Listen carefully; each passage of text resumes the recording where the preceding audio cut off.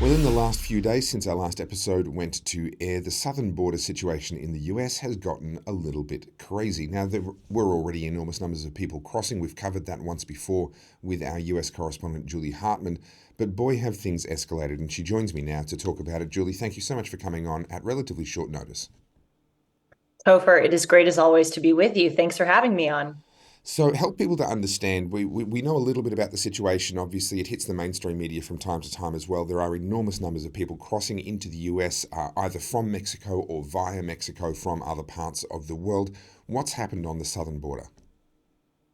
So, as you indicated, this has been a problem for some time now in our country. Since President Biden took office in January of 2021, there have been over 7 million illegal immigrants coming across our southern border. That is government data that we have been given. Actually, there are some news agencies that do on the ground reporting of this kind of stuff. One such agency is the Washington Examiner, and they estimate that that number may be as high as 10 million people in just 3 years. So this has been going on for some time now, but there has been a recent development in the border crisis, and that is that finally the governor of Texas, which is a southern state which borders Mexico, Mm.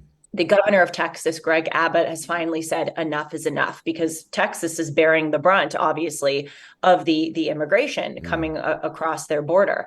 And he has said that he is deploying the Texas National Guard and the Texas Department of Public Safety, so his state's own troops, Mm. to go in and actually enforce the border when the federal border protection agencies are not doing so. Yeah. And so the main thing that has happened is that the Texas National Guard has put up razor wire. That's the prickly Mm. wire Mm. that is obviously very preventative of people trespassing into certain areas. The Texas National Guard has put up razor wire along the Rio Grande River between the border of Mexico and Texas.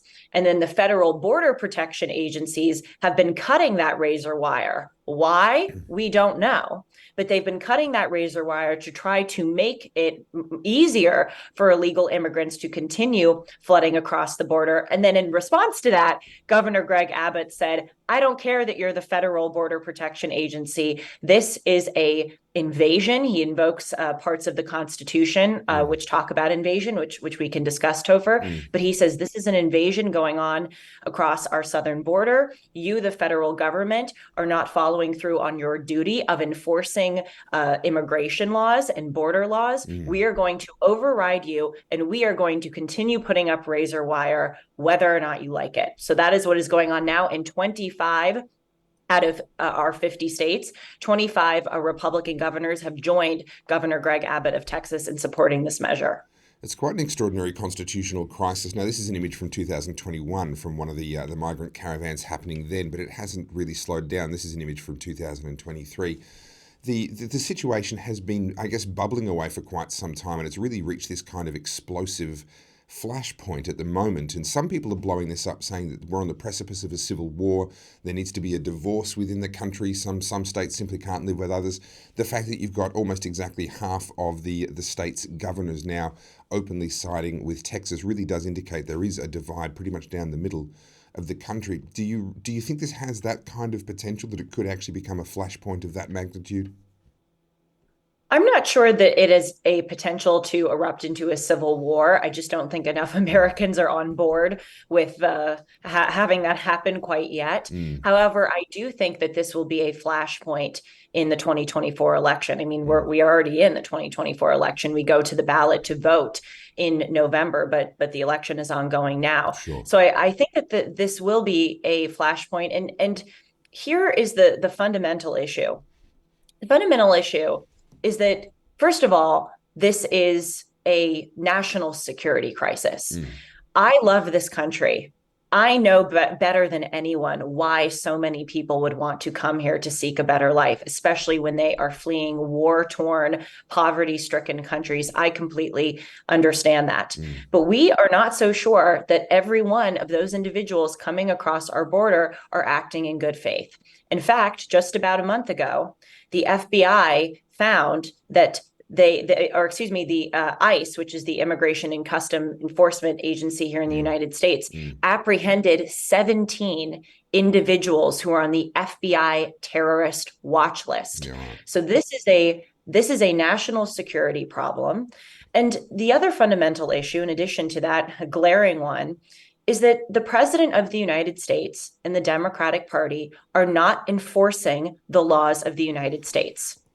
When a president takes an oath of office, he promises to faithfully execute the office and faithfully execute the laws of the United States. And Greg Abbott wrote a letter where he said, quote, "The federal government has broken the compact between the United States and the states by not enforcing this." So we have a greater problem in this country, Topher, of when the party in power wants to enforce laws, they will. But if they don't want to, and it benefits them politically not to, and it certainly benefits the Democratic Party to not enforce border laws, because all of those 6 million immigrants are surely going to come in and vote Democrat.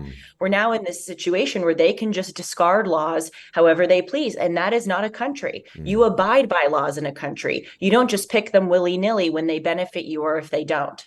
Let's stick with the legal aspect of this for a moment. Governor Abbott, for his part, claims that he has actually directly handed or sent letters to the president on 8 separate occasions asking him to address this issue, and he claims he's failed to even receive a response. It's on that basis that he has said that the federal government has abdicated its responsibility. Now, this is an interesting situation legally, and it's one of those situations, I suspect, where what is legally going to happen versus what is actually right won't necessarily be the same thing. We can clearly see a number of Republican governors are out there saying, well, Governor Abbott is right. However, from a legal perspective, he's relying on a clause in the Constitution that allows the states to act in the event of a, quote, invasion, which has been interpreted by the court in the past to involve some sort of a coordinated political entity that is actually bringing military force. What's your read on the situation over there? Are people agreeing with that perspective regardless of the court? And then when it comes to the court, do you think that argument is going to be persuasive? Well, I think that Governor Greg Abbott's argument is persuasive because, yes, the court has interpreted invasion to mean that in the past. However, this is an unprecedented crisis. No one could have foreseen that the president of the United States and the political party in power, the Democratic Party, would so egregiously violate the laws of this country by literally throwing open the border and incentivizing, encouraging people to come into this country. The president of the United States, as well as several Democratic governors and mayors, one such individual as Eric Adams, the mayor of New York City, have encouraged people to break the law and come into this country. They've said, we're a sanctuary country, we're sanctuary cities, we want to welcome you. So this is a truly unprecedented situation. And I hear your point, Topher, that there isn't a coordinated political group that is coming in a kind of quintessential or historic way of an invasion as we have seen it, but we don't actually know that to be certain. Of course, as I said, there are many people who are surely using this opportunity to come to this country to just give themselves and their families a better life. But we are also seeing that there are huge numbers. We talked about this on a recent episode here on Aussie Wire of Chinese immigrants that are coming in. There have been more Chinese immigrants come across our southern border in the past year than there have been in the past 10 years. And we know that what China is doing to try to infiltrate and subvert the United States, they buy farmland to spy on our military bases. They opened a spy base on Cuba. They send fentanyl across our border to kill, 100,000 Americans a year. They've bought off the president of the United States through bribes. So there is actually evidence that there are foreign entities that are keen to seize this moment to subvert and undermine the United States. And for me, that would constitute a sound legal argument to deem this an invasion. But again, we live in this country where words and laws mean whatever you want it to mean. So I'm sure there will be many people who will disagree with me. Well, there's the old saying: "You can get all the justice that you can afford." It's a sadly accurate statement in the legal systems we've got at the moment. Now, this is a graph here showing immigration historically back to 2020. We can see that historically there have been very, very large amounts of immigration that changed through the mid-teens or the early teens, and from 2010 onwards, that number was, comparatively speaking, quite low and has absolutely leapt up in just the last 3 years. And that's really the context in which this most recent crisis on the border is taking place. I want to talk about immigration specifically, putting aside what's legal, putting aside the specific crisis that's happening right now. I think there's a bigger question that a lot of wealthy Western countries need to answer when it comes to immigration itself and regarding what's right and what's wrong. We had a similar situation play out in Australia back in 2001 to what you're facing in the US now in early 2024. That was a situation where we had enormous number of boats arriving. Of course, Australia has purely maritime borders. We had enormous numbers of boats arriving, and the Prime Minister made the declaration that they would all be turned around and sent back to their port of origin, which in our case was Indonesia, a northern neighbour of ours. Now, in the process of doing that, there was a ship called the Tampa. People jumped overboard. There were accusations that children had been thrown overboard by the immigrants, although that proved not to be the case in the end. But people jumped overboard in an effort to try and get the Australian Navy to bring them to Australia. So they were very, very desperate people trying to come in. But the reason they were getting on the boats was because they couldn't get in through other means, other legal means, other organised means where they could have literally arrived on an aeroplane and claimed asylum that way. What are your thoughts on this contrast between a legal immigration system that shuts the door on an enormous number of people and a border that's wide open? That appears to me to be the absolute worst of both worlds, where you're saying no through the legal safe means, but oh, by the way, if you deal with people smugglers, you can come in through the back door. It just seems to be morally completely misguided. Well, I would disagree with you respectfully, of course, because Sure. that's what we do here on Yeah. Aussie Wire. We don't do that here in the United States. We scream and shout people down when we disagree, but I'm a respectful disagreeer. I would disagree that we're saying no Right. in the front door, if you will, with regard to immigrants. I mean, all evidence to the contrary. We naturalize or give citizenship to 1 million immigrants a year. That is a huge number. That number is more than the population of several individual states in this country. And that's just what we're doing in 1 year. And if you look at our numbers over the past decades, we have given millions and millions and millions of people citizenship. We've given millions of people amnesty. In fact, just about half of the world's immigrants, people who are fleeing their countries, flock to the shores of the United States. So I would disagree with you that we're shutting the door on the front end. Of course, people make arguments that we could be even more generous on the front end. I disagree with those arguments. I think 1 million immigrants a year is way overboard as far as generosity. And we need to be fair to the people who are already in this country who deserve our attention and our resources. But I totally agree with you as far as the back door, where it's a crazy amount of perverse incentives. Think about it. If you were a bad actor, if you were, the head of Iran or of China or of Russia or of any country, and there are many which hate the United States, why wouldn't you take advantage of the back door, wide open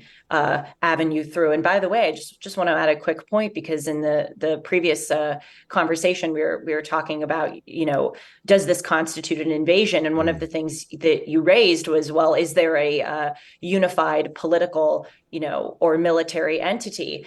I gave the example of, I suspect there is a unified political thrust from the Chinese Communist Party to send in bad actors, but I forgot the most glaring example: drug cartels. Sure. Mexico and other Latin American drug cartels are enthusiastic in sending these unified political and military entities across our southern border, and they are taking copious amounts of drugs. So I, again, agree with you on the back door. I don't agree with you on the front door. We are overly generous as far as allowing people to come to this country through the legal path. Now, there seems to be a growing consensus, or at least in word, a growing consensus in the US that this is a crisis, this is a problem. This is an article here from published in The Guardian here in Australia. Biden mulls border crackdown in the face of Trump's migrant bashing rhetoric. There's two things that I find fascinating here. One, they're managing to blame Trump even though he's not the president of the United States. Trump derangement syndrome remains very, very strong. But Biden mulls border crackdown. Biden has had the power to shut down this border for his entire presidency. What do you make of headlines like this? Well, as you say, it reveals so much. I mean, everything is Trump's fault. He is the scapegoat. He is the boogeyman. And what's interesting too is they talk about rhetoric. They focus on rhetoric as if that is the problem. Rhetoric is not the problem. The fact that people are dying trying to cross into our border, the fact that our cities and resources are being exhausted because of the influx of illegal immigrants, that is the problem, not speech. And yes, to your point, I mean, Biden has had every opportunity to shut this down over the past 3 years. But what people don't understand is that it's not just that he's ignoring this. It's not that he's being neutral. He is actively supporting this. This is exactly what he wants. Why? As I said earlier in the interview, all of those 6 million or even 10 million, depending on which numbers you believe, all of those immigrants are going to vote Democrat. Wouldn't you vote Democrat if the president of the United States is a Democrat and they're allowing you to come across this country? There are videos of people flooding across our border and they're chanting Joe Biden. This is not just ignoring laws. This is actively a conscious effort to subvert the law to benefit himself and his political party. Well, he's tried to make the argument, and Republicans and Democrats have been negotiating in Congress, making the argument that, in fact, they need more money, they need more resources. Here is something from Time magazine. A bipartisan group of senators were rushing on Friday to hammer out a legislative package, etc., billions of dollars, more power in order to deal with this problem. We then have, the article goes on, that Biden made clear that he was ready to take harsh actions on the border, saying in a statement that the border security package negotiated in the Senate would give him authority to shut down the border when it becomes overwhelmed. And he wrote, "I would use it the day I sign the bill into law." In the context of all of what's going on, what do you make of this? Well, you can hear my chuckles. I mean, the man is a liar. He lies with the ease with which he breathes. He is the person who oversees. He's the president of the United States. He oversees the actions of the federal government, and there, in front of our eyes, are federal border protection agency members who are cutting the razor wire, who are going against the laws and allowing these people in. I don't believe a word of anything he says. He has full control of stopping this problem. He would love to pin it on a congressional act, something that needs to be passed. That is not true. And by the way, one of the other crazy things about this situation is that border bill that you just mentioned, it's also tied up with a Ukraine aid bill. And I blame both parties for this. Why is our Congress passing a bill which in the same bill deals with how to deal with the border and how to deal with Ukraine? Aren't those separate issues? Those should be dealt with separately. So as much as I am upset at President Biden, I'm equally upset at our dysfunctional Congress, who is aiding and abetting the Biden administration and not actually getting done for the American people what needs to get done. And that is protecting us by closing off our southern border immediately. Last question for you today, Julie. The US election, obviously, as you mentioned, is already underway. Yes, the date for the vote is happening later, but they're very much jockeying for position. They're already making their statements. How much do you think that this escalation is due to the fact that this is an election year? And separately, how much do you think it will affect the election and the campaign and potentially even the outcome? Well, certainly, I think, a lot of this is being brought to light because it is an election year. However, this issue has been glaring and blaring for some time now. And you see these videos and you look at these numbers and you go to southern border cities and look at what is going on. There are hordes of migrants, on the streets, even not just in border cities, up in New York. There was a school in Brooklyn which housed migrants. There are churches and hotels and synagogues which house migrants. This is not just a, southern state issue. So yes, of course, part of this is politics and making Americans even more aware of the glaring issues before they vote. But this is not something that is contrived. This is truly a genuine problem. And to answer your second question about how much I think it will affect the outcome, well, I usually I'm a bit pessimistic about these things, Topher, but I actually am a bit optimistic because this is such a huge issue. I think that this has the potential to be the decisive issue in 2024. Mm. And all of this, as bad as it is going playing right into the hands of Donald Trump. And I think he and the Republican Party are going to benefit from this hugely because more and more Americans from both sides of the political aisle are seeing this for what it really is and want it to stop. Mm. Well, Julie Hartman, US correspondent, thank you so much, as always, for your time. Thank you.